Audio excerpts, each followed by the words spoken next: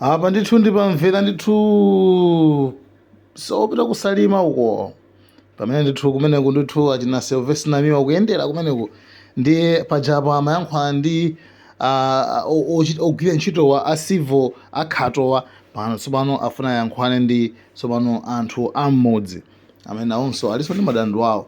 Madandaulo mwaona mwamvera nokha.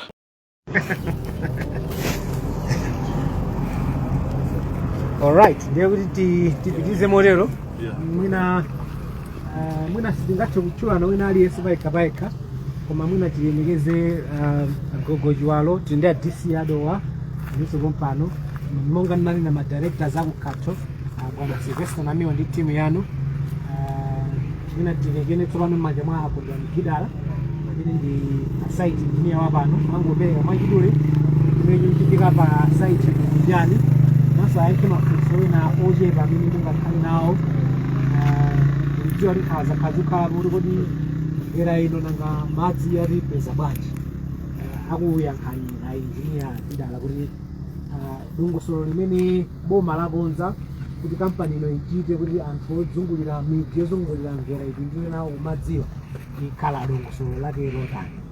Mr. Gidala. Ndikumwambia Daniel, ndikumwambia mafumu nonse ndi bwana Sylvester Namiwa komanso ma directors athu akukhato. Pano tafika pano bwana Namiwa ndi pamvera mvera ndinafotokozera kuti tinali mvera ndi pump station yomalizira pamene tikuchokera kusalima kupita ku Lilongwe. Pano pamvera tikumanga matanki chimodzimodzi taonera kuja ku Chezi. Matanki amene ali apa ndi awiri 4 million liters. Pakali pano imene tikumanga ndi tanki limodzi loyambirira imene timaitcha tanki number 1 nalonso ndi 4 million liters.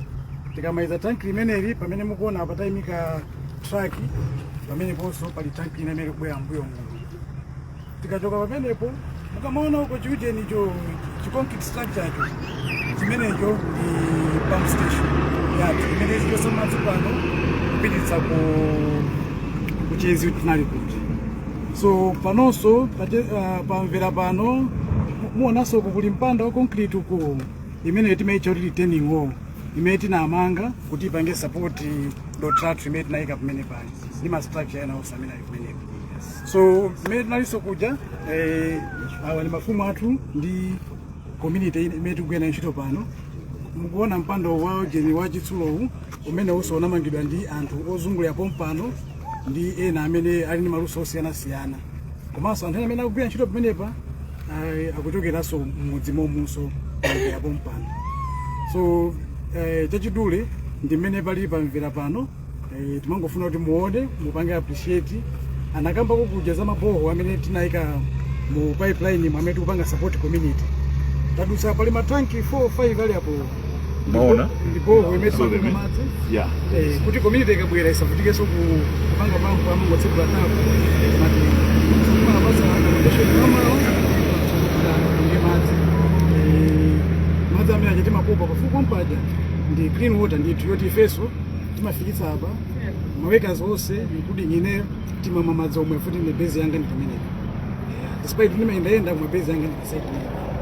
So mmene afotokoza bwana kuja kuna kuti tiliso ndi mainteni komanso tili ndi engineer aloko momunonso pano pamvera mwachitsanzo tili ndi inteni paima bwana Daniel amene ndi inteni wathu ndi engineer nayenso tikugwira ntchito pompano ndakukoma amene so Umachokera kuti sister. Umachokera kuti Mcheu. Si mchinji tu. Mava bwana Namiwa. Si ngoma rui. Mcheu ni Malawian. She had qualifications, the adverts were put up on our media outlets. She applied, she got taken as an intern. And you hear the boss here, who is the engineer, Gidala. She's working very well, and it's him who recommends that this person should be now elevated to be employed in the project. But we start them as interns, and we have got a lot of them. It's just an example, as we are saying, you know. So just as we are continuing, Gidala, this is Mvera. Mvera, it's also one of the villages along the pipeline. As our engineer said, we also got reservoirs here and the pump station. You see that building, the pump station? Where we come from there in Chezi, there on top there, is so high. You need to pump the water up because the gravity cannot push it up. So it needs to be augmented by a pump station. So that pump station where the pumps will be in and go up. So these are different structures. There is the water retaining structure, which is the reservoir. This one, you cannot use cement, which is not pure cement. That pure cement is not found locally. That's what we import. But other structures, like which is a non-water retaining structures like those ones, we use local cement. We don't have a problem. As he said to you that he's got even some bags in the his warehouse where you are using locally. They are like that. But as we are here, Namiwa and your team, Gidala and Daniel, they told you that we've got also local authorities working here. And I would like to give an opportunity to our stakeholder manager, Banagama, to introduce some of them here. And they welcome you, your visit here. We're just passing to the next station there in Kanyenyeva. But then we need to just introduce our local authorities and to take care of that before you ask us more questions, if you could. Olemekezeka mungamene tinakambira kuja kuti timagwira ntchito ndi ainwake amudzi komanso magogo mmudzi mosogozedwa ndi a senior TA athu awo Chiwere. Pano pali magogo tangobwera nonse magogo akuno bwerani pafupi, bwerani magogo pafupi paja nthawi mavuto onse apano pakakhala kuti mwina pali madandaulo anthu amene timayamba nawo tisanapite kwa gogo kwa Chiwere kapena kwa DC timayamba ndi anthu awa. Kaya kudandaula zotani, pali ma social problems, kaya dandaula kuti anthu athu mwina sakuchita behave bwino, kaya pali malo conflict ya malo ngati kunoko ndi ku mission, timayamba ndi anthu awa. Tikachoka kwawa timapita kwa atiye athu amene amakhala available agogo Chiwere, ndi timakamalizira kwa DC. Anthu awa ndi anzanga ine amene ndimagwira nawo ntchito malo ake. Tikati a engineer akufuna anthu directive ndiyo kuti no anthuwo achokere m'midzi mwawa, ndipo ambiri mukuona mipanda amanga apawa amanga ndi anthu ake ati akuno, ndipo zimenezo tipitirira. Ine chifukwa cha nthawi ndisapitirire, koma ndikuthokozeni mafumu, tinatenga nthawi kuti kupezeni, koma kuti mwadikira ife tiyeni tipitirize kutero. Zikomo kwambiri. Mwina tipeleke kwa Gidalacha nkhani yokuti madzi kumvera kuno. Koma mukanathokoza ndaona uli mwana okhamadzi mwana okhamadzi Mina fotokoza afotokoza one person representative angofotokoza nezukhalira ndana naye angeyankhule ndani zamazi amayi makamaka amayi mavutika ndinu nena chabwino abwana amve kuti madzi mukutunga ayitathokoza kwambiri ulemu wanu kogojalo amene maliliro kuno timakunyadirani. Ulemu wanu nonse amene muli mabencho chilo kukhatho mabwana nonse mafumu magulu amene mabwera pano. Ifeyo tikunyadira ife chituko chimene chabwerachi kunoko kumvera kuli ikulu ya madzi. Moti poona kuti mukutibweretsa chituko ichi tachiona ndi maso tsopano, tikunyadirani kwambiri, zikomo kwambiri. Moti ndi apo umboni kuti khato kampani ya khato yabweretsa madzi tili nawo chifukwa tikumwa madzi apo mosavuta. Moti ifeyo imvani kuti ifeyo ngati akuno kumvera tikunyadirani kwambiri, koma pempho lathu zikomo kwambiri fana ndi patsiraida amene ndicho dandaulaso. Pempho lathu ana athu akusowa ntchito, manyumba athu ndomwewa abwera pano mutangofiwa kwamba ntchito anuyo, koma kumakhala ndi dipito anthu koma Mungu miyezi osalembedwa kufika kuti amene afuna olemba ntchito athamake kwambiri atipeza amene akhala namba 1 mmodzi amene mulembe. Zimachitika zimenezo. Ndiye ife ngati chituko cha kuno kwathu kudera kwathu amene akutigwirira ntchito sitikwadziwa. Timangoona kuti ndi alendo apangapanga malendi m'manyumba mwathu. Amene akugwira ntchito panopo ngati ifeyo anathu sakukwana 5. Koma tili ndi ana ambiri anamaliza sukulu, ena osanapita sukulu akhoza kumodzi akumba nolekera matope akungoita saumbava mamwamo wa ukuku machitukwa linacho pina anthu akugwira ntchito sikuzimala chokera moti ndithokoze kwambiri moti ineyo ndinali ndi maudi akulu anali amene wawa ana athu ndi malovo akuba koma chitukuko chili kwathu konkulu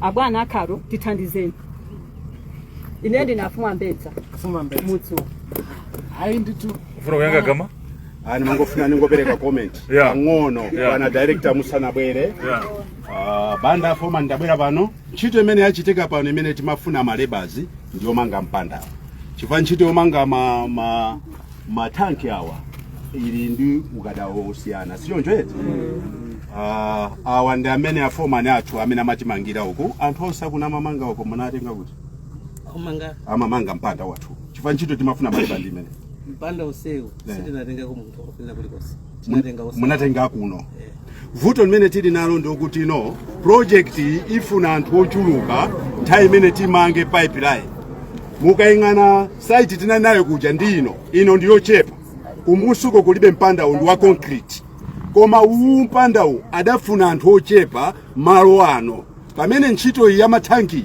ikutenga anthu ma subcontractors si anthu amudzi nde pano dandaulo lokuti anthu amene amayembekeza kuti agwira ntchito apa sangakhale ochuluka chifukwa ntchito yake imene imafuna local labor kuno ndiyomanga mpandayi koma ntchito yeniyeni ifune anthu awa ndi ya pipe imene ikuyambika phase ino ndimene anthu ake awazagwire ntchito dandaulo ndilomveka agogo a month ago anandiyitanisa nkhani yake inaliti yomwe koma at this stage awa ndafumu ndamene tinayamba nawo site ndamene tagwira nawo ntchito iyi sanali wokha anali ndazi zawo akuno sitinatengeko munthu wina aliyense kumbwetsa kudzamanga mpanda anoseminandu ndiyeno chimene tidachita mwa anthu ena amene timagwira nawo ntchito nthawi imene tinayamba nawo sitidayimitsa tidakali nawo awa ali ndazi zawo ena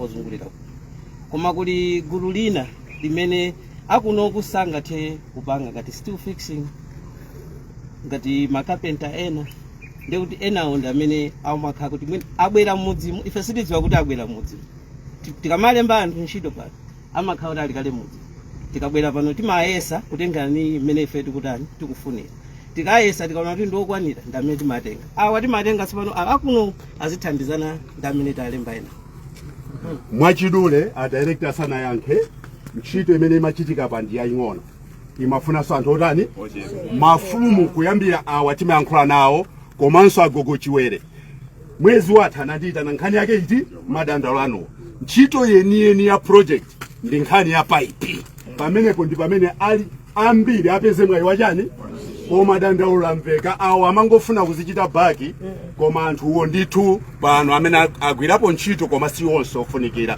bwana director mwina ndiyimire pamene No, it's fine. Okay. Yeah, it's good. No, how you only know the madzi nangasi awo ndongothandizira koma madzi awo ochoka kunyanjawa eti anthu amwe nawo madzi amenewa Mr. Gida zimwambie Daniel pama project pama konzero aboma chilipo chikonzero chonera kuti pazakhala kupereka madzi uku koma ntchito ya ife kwenikweni pakali pano monga ndanenera kuchezi kuja ndiyotenga madzi kuloya nawo kulilongwe koma azathu a Central Regional Water Board through imene akutithandizira mati a Lilongwe Salima Water Company na amene ali ndi ndondomeko zimene zokuti apangeso ka project kang'ono kuti kapange supply madzi pamene palili pamvera pano koma yaife yayikulu ndiyo kupereka tingati chikonzero pachizungu amati provision kunena kuti madzi mukhoza kutengera apa ife koma tikupitirira ulendo wathu ndopita ku Lilongwe chachikulu chonera kuti madziwo ndondomeko zaboma alipo kuti madzi aperekedwa ku ma communities koma through Central Regional Water Board ife ngati akato ntchito yathu imene tinabwerera pano ndikutenga madzi kuwatsogolera kukafikitsa ku Lilongwe ndikumapereka ma provision tikamapita kunena kuti azathu a Central Regional Board kapena ma authorities ena azitenga ndikumagawira anthu a midzi zikomo kwambiri. Yes. So ife akato sitikubweretsa madzi pakhomo pano mukachita amene mmachitira apply ku Central Regional Water Board tinakoiona abwera kuchitani connect koma chimene boma lachita kuti kuonetsetsa kuti madziwo akhalepo ochoka kunyanjawo akhale kuti alipo angoyika timavavu choncho kuti a Central Regional Water Board achita connect ndikuyamba kugawirani m'makomo. Titseke motero mwina bwana Namiwa mwina mtaulankhula ndi simayimirira anthu awo.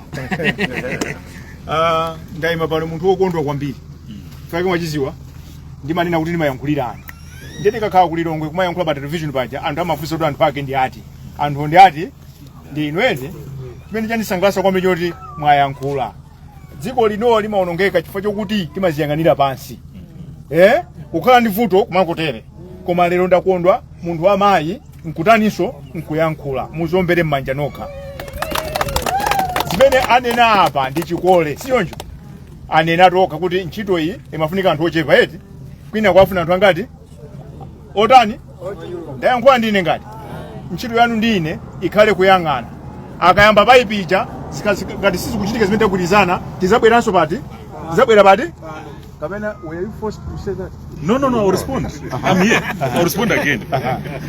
Mina anenera amai, as you are saying again. This is just the initial stage of the project, and we cannot have everybody. Tima yankura, ya kundi yako.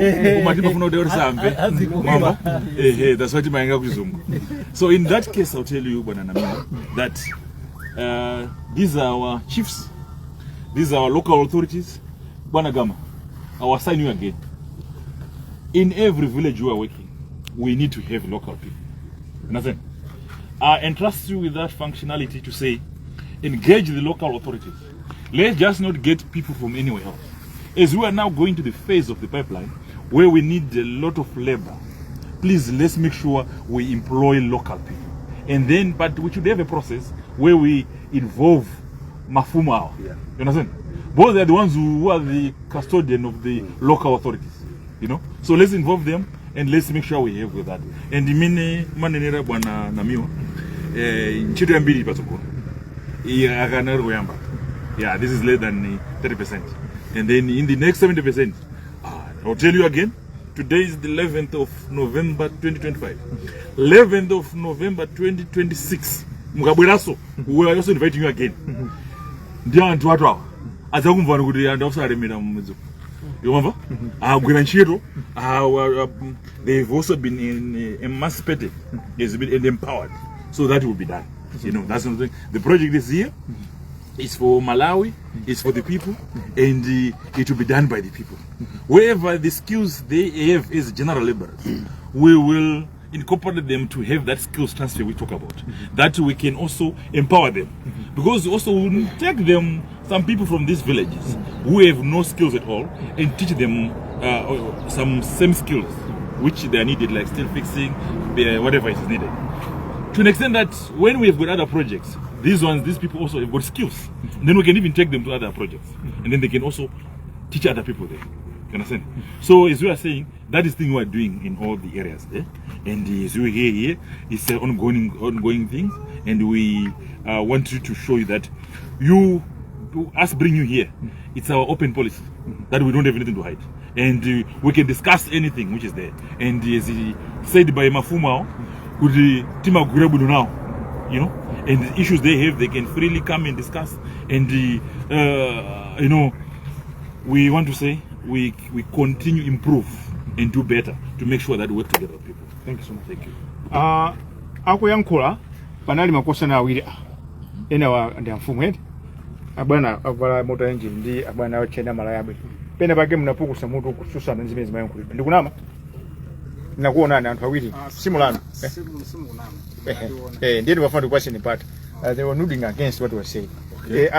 Msaka uche blanket ya lero mwayi wapezeka koma nthawi tilibe 1 minute anthu akuno ntchito analembedwa ati akulembedwa komano tikamanena za percentage maganizo mwanga nimaona ngati chitukondi chathu mafunika percentage zichituka ndi yakuno muja manenera muja ndekuti panopa mwina khozokhala 6 mwina komano sindinganene namba yeni koma anthu ndochepa nawo chimene ndimanena ntchito zina zimene amanena zija ndizoona sizingafunike di anthu akunoko koma amayenera kupanga advertise kodi anthu alipo anthu akanasokolola akapakata ka advert ngati zokhudzana ndi zina zimene akunena zi amachiwa za carpenters ma carpenters tili nawo kunoko komano ngati analowapo ntchito ndiochepa so zimene samayenera atiyankhire ndiwo kuti kunoko kulibe ma carpenters ndi ntchito zina timatha kuona magalimoto ngati or even in license ndina sindolankhula za ineyo komano kuti ulowe ntchito imeneji zovuta kopsa ndiko zonena even dzina langa kasadza ndilemba komano I don't care koma kalembedwe kazikhala kapoyera ineyo ndiko zokuzani zoti I even went there ukapanga ma interviews agalimoto mandiva sindilankhula zambiri komano timanena kuti kunoko ntchito zina zimene zikugwiridwa apapa anthu ena kunoko maluso ali nawo simuthandiza kaya ineyo koma mwina azibale yanga athandizike kunoko anthu amene akulembedwa pa ntchito zina zimene anena zoti anthu ena sangagwire kunozo anthu ena amagwira kuno tinali ndikiya anthu ena so ali ndi maluso osiyana komano zinthu zoifa sizikuyikidwa poyera ineyo ndingofuna transparency so ndikunena kuti anthu amene akugwira ntchito alipodi anapereka chitsanzo koma ajawa ndoti akugwira kale ntchito panopa poopa kuti mwina akhoza kuchotsedwa sangaulule koma ifeyo nafe timaona kuti there are very few amene akugwira ntchito panopa akunoko pali pano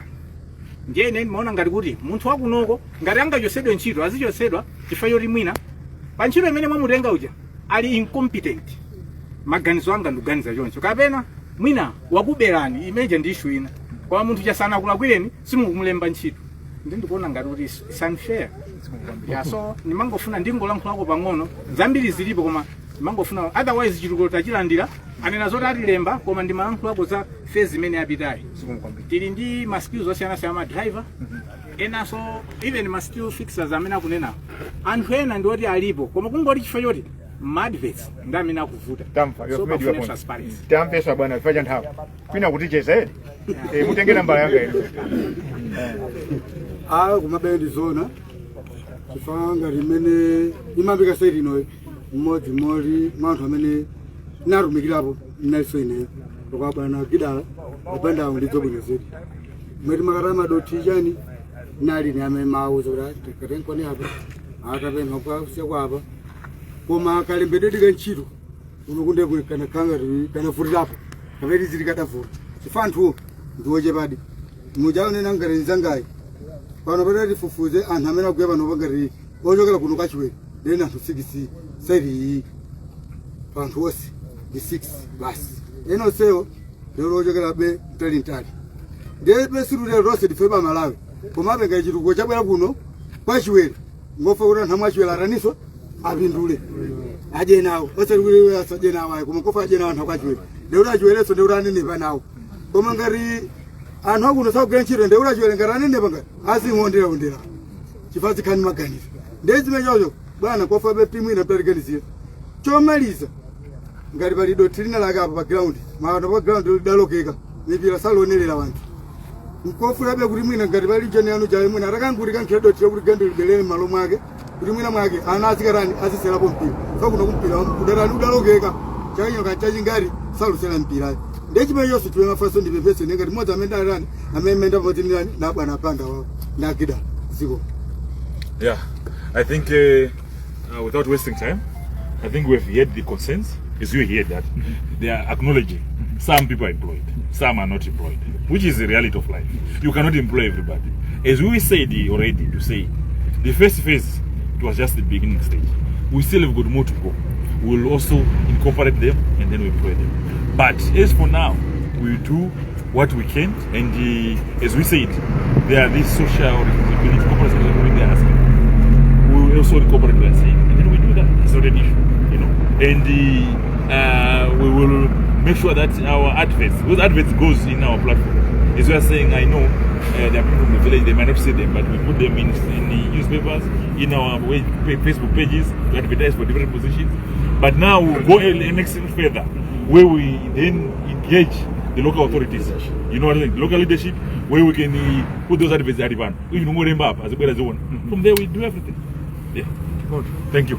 Chifukwa nthawi makolo Yeah. tokozeni eti ndinakale kuti zinthu zimaonongeka m'Malawi muno ifwa choyang'anira pansi eti democracy imapereka mphamvu kwa ndani kwa inu simunakavota posayidwa apa ndeti kamayang'anira pansi voltage sitani sigwira ntchito kumatiziya nkula zikomo kwambiri ifa cha nthawi mutolo tipite sikuna zabwera zacheze bwinobwino eti popanda anthu eti kuti timvane kuti tiziyenda bwanji zikomo kwambiri Tikutokozeni mafumu nonse ndi aliyese zikomo.